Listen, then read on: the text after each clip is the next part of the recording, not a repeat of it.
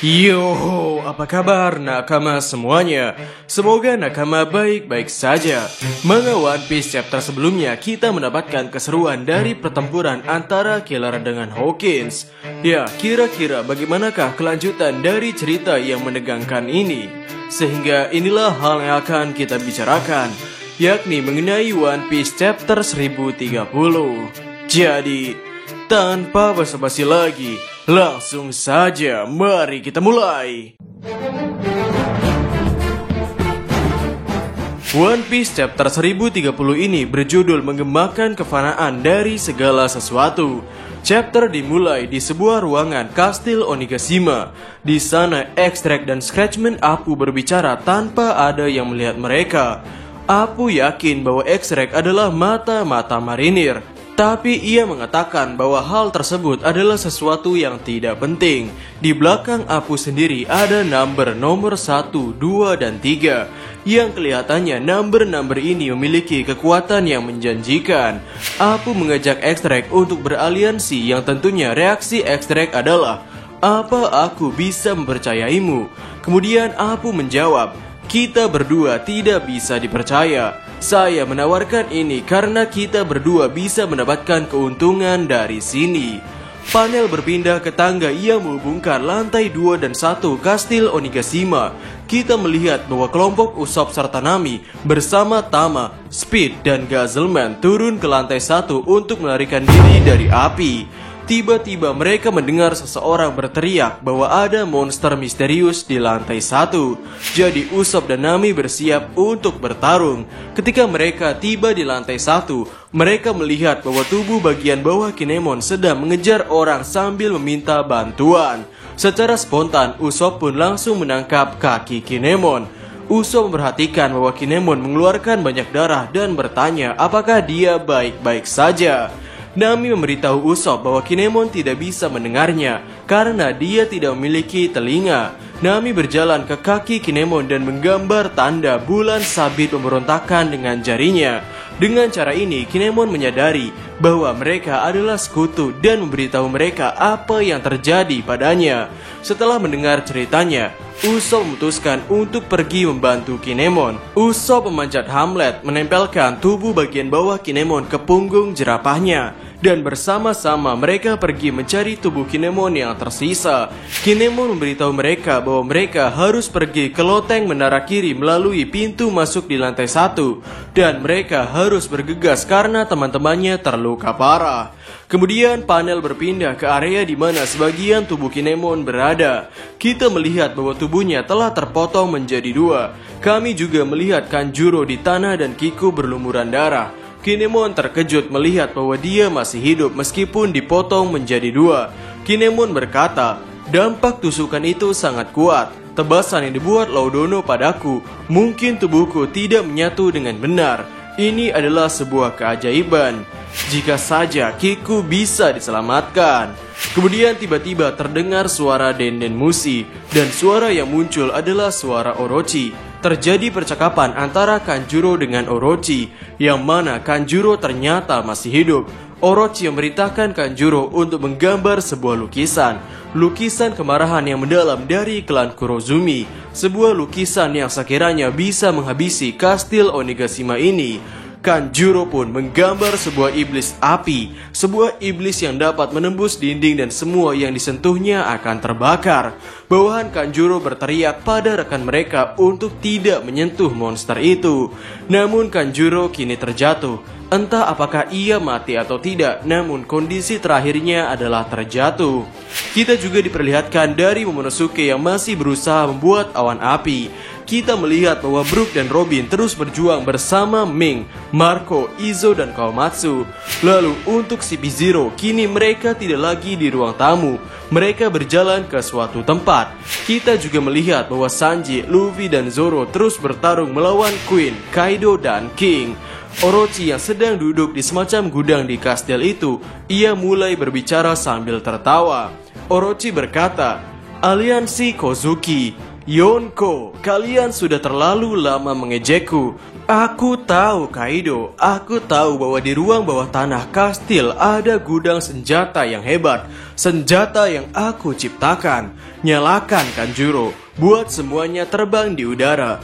Dan jangan terlambat Fukurokuju, kita harus melarikan diri dari sini. Aku tidak peduli apa yang terjadi dalam perang antar bajak laut ini. Dan kita melihat Yamato yang sedang berlari melewati para penjaga Kaido untuk terus berjalan menuju ke ruang bawah tanah. Di saat Yamato berlari, Yamato mendengar teriakan Big Mom yang berteriak Ikoku.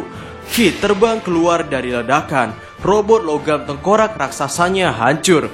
Big Mom mengejarnya mengendarai Prometheus dan Napoleon yang menyatu dengan Hera untuk menghabisi Kid. Saat Kid terjatuh, kita melihat kilas balik kecil percakapan antara Kid dengan Law yang terjadi beberapa menit sebelumnya. Kid di sini berkata, "Hey Trafalgar Law, apakah kekuatanmu sudah awakening?"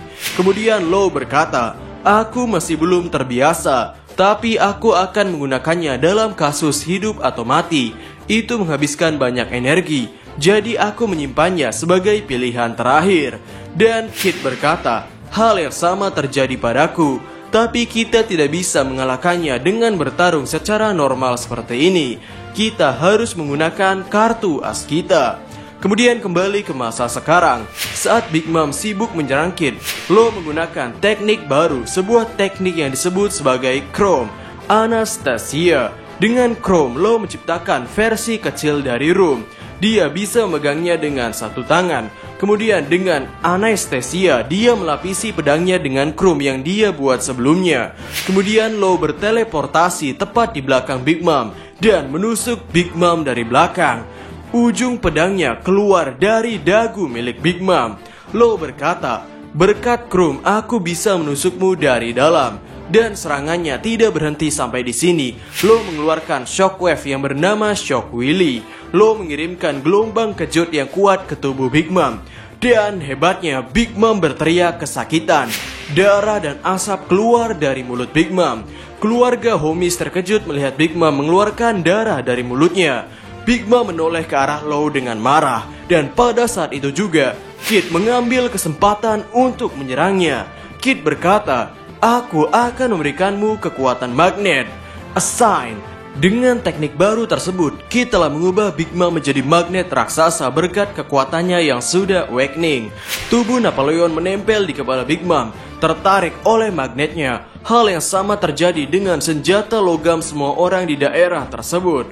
Tapi Big Mom tidak hanya menarik senjata, dia juga menarik semua logam yang ada di sekitarnya. Dan Kid menggunakan teknik Pancrase. Dan di halaman ganda menakjubkan itu, kita melihat bagaimana struktur logam di dekatnya runtuh dengan kekuatan besar pada tubuh Big Mom berkat daya magnetnya.